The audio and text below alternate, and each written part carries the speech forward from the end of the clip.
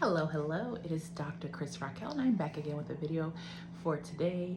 I ask you to please like, comment, and subscribe to my channel, and send me an email at askcrystalraquel@gmail.com if you have any questions or concerns and you'd love to see me answer on a YouTube video. So I hope you all are doing amazingly on this early spring day. And the topic that I have for today, it's regarding, well, this topic can be related to life, but also relationships and, just our walk as a Christian or even a person who's not a Christian. So I wanted to talk to you about learning from the mistakes of others. So normally when I'm coming on here to talk about anything, any topic, I normally have them written down or in the notes of my phone. Whenever I feel like speaking about a particular topic, I'll go forward and do it. Or if someone writes in and would like me to talk about a topic, I'll do it then. So I feel that it's time to talk about this. You have to be able to learn from mistakes of other people.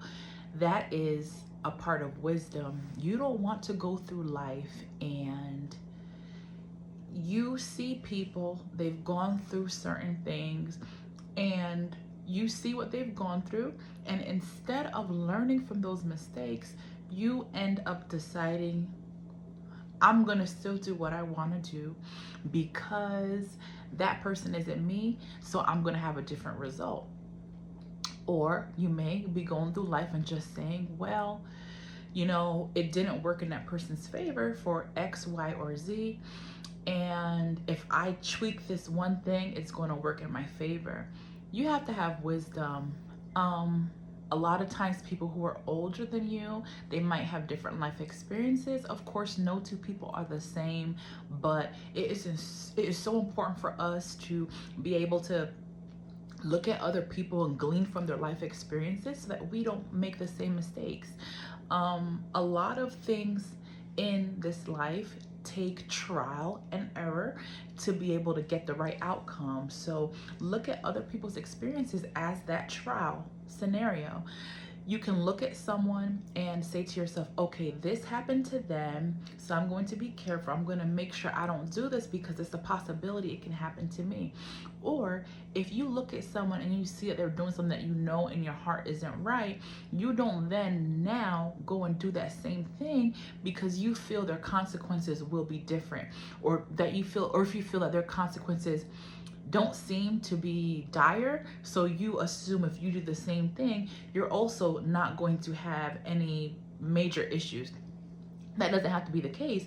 If you know in your heart, especially as a Christian or a child of God, if you know something is wrong, you don't want to go ahead and do the same thing because you know it's wrong. Once you've come into the understanding that something isn't right, you're going to bring trouble on yourself, because God gives us grace, but sometimes when you're acting out and you're doing something that you know is wrong, God knows you know it's wrong, God may sometimes give you consequences.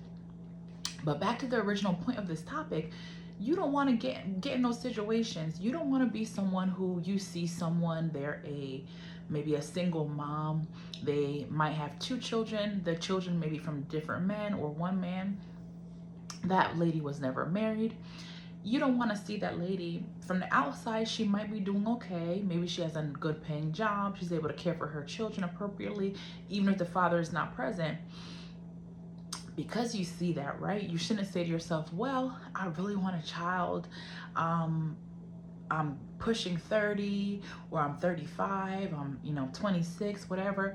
This young lady had her children at 18, 16, 21. So I feel like I need to hurry up. I want to make sure I have children because I don't want to be an older mother. If you go forward and do those things, your outcome may be different. Just because she appears to be doing well, she has a good job from your perspective, that doesn't mean that she is doing okay, right? She may be presenting herself a certain way. Maybe she's doing well, right? But it's a possibility she's not. She may say she's good and all these things, but when all is said and done, no woman's ideal is to be a single mom. It's not. Of course, if a lady has to decide between being with a man that's not good, or a single mom, a lot of times a lady will choose to be a single mom. But if a woman were to be asked, what's your ideal scenario in terms of having kids? The majority of women would say, I would like to be married, have a husband, and be able to raise my children with my husband. So you can't look at someone what you think is actually happening, because you don't know what is actually happening. And then you go forward, you say, you know what, I'm with my boyfriend, he said he wants to have a baby with me. I see this other young lady or other young ladies, they're single moms, they have one father of their children, and they seem to be making it so if anything goes wrong, I'll be okay. Or you say to yourself, well, I see this young lady over here, she has a husband, or they initially weren't married, they had a child, and then he still married her, so I think that's going to be my scenario too. Learn from people's mistakes, okay? You know in your heart, all the studies show that the ideal scenario is to have a husband and a wife, for the children to be raised appropriately and have better outcomes of health, behavior, and all those things. And no, I'm not saying that if the parents aren't good, it's still better to have those two. What I'm saying is that, you know, if you have both two good parents or fairly good parents, a man and a woman, a husband and wife, the outcomes are better than having a single mother. It's just a fact. It's pretty much almost every study that you see will support that. So look at the facts. Don't say to yourself, well, this happened to this person, so it's okay. No, you know what's best. You know what is supposed to be correct. You know what you want for your life, so go forward in that way. So yes, a lot of what we know and what we understand is in the Bible. But there's certain scenarios where you can simply look at other people, look at the statistics, look at the outcomes, and make your decision from that. Use wisdom. You don't want to be someone who has to learn the hard way. You should be able to look at people who are advising you, telling you what to do, telling you what's correct. Do the right thing, and God is going to help you. You don't want to be someone who, there's people who have experience, there's people who have lived that life, there's people who understand, or they have had experience with people who have lived that life, and they're advising you, they're telling you either with just their life or by speaking to you. You don't want to take that advice. That is not going to help you. You don't want to be considered a fool, because someone who is wise is going to have all the information presented to them and be able to make the right decision. You don't want to be someone who it's hard for you to listen, it's hard for you to take instruction.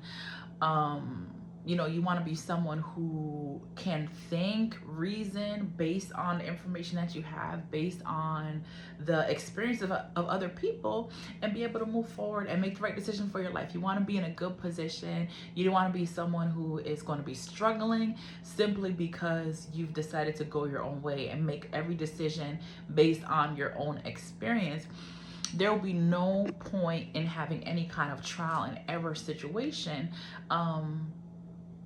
because it will make no sense, right? So what I mean by that is, look at science, look at all the things we know, right? We've learned all these things from trial and error, different studies, different people going through different experiences. For instance, you know, at one point they thought the world was round, and then they were able to test and see that at one point they thought the world was flat. They were able to test and realize that the world was actually round. So imagine if, having that information, people still said, that's just what that person said, I'm gonna go forward and I still think the world is flat. Basically, I'm saying, use the experiences of other people. When you come into an understanding of what is true, when you come into an understanding by watching other people's lives and other people's experiences, use that. You don't want to be someone who, you know, the reality of a situation, but you still decide, you know what, that was those people, I'm gonna move forward and it's not gonna happen to me because I'm different. We see that sometimes with ladies who maybe they get into a relationship with someone who is still in a relationship, still dating someone, or they're like in a you know that they're with someone. They may say, well, I'm just going through hard times, and they come to you and they say, well, I want to get to know you too. I want to date you. It's not really working out with this person. You want to be in my life. You want to be my partner. I'll eventually leave my wife. You can already see that person's character. One, the fact that they're talking badly about their wife, they're not divorced. The fact that they're trying to be with you before actually being divorced, or before actually cutting off their relationship, that tells you their character. So don't now in the future expect loyalty from that person. They've already shown you, the experience is there. They're showing you how disloyal they are because they're looking for another relationship. So when they're unhappy or things aren't going well with you, let's say they do leave their relationship for you, don't expect them to be loyal to you, because they're absolutely not going to. So I just think it's very important to be able to look at different experiences and learn from them, because you're going to set yourself up for trouble. A lot of times you have these experiences from other people that you know, or even experiences that they've had with other people, and telling you that these things come about because it's a way for God to help you. It's a way for God to use you and put you on the right path. So definitely take heed to the words of people who have gone through similar things as you, and of course look at it with wisdom, use your discernment, but don't write off those things. Don't write off those things as, oh well, it's not me, because you're going to put yourself in a bad situation. So let me know what you think down below. Hope you have an amazing and blessed day. Bye.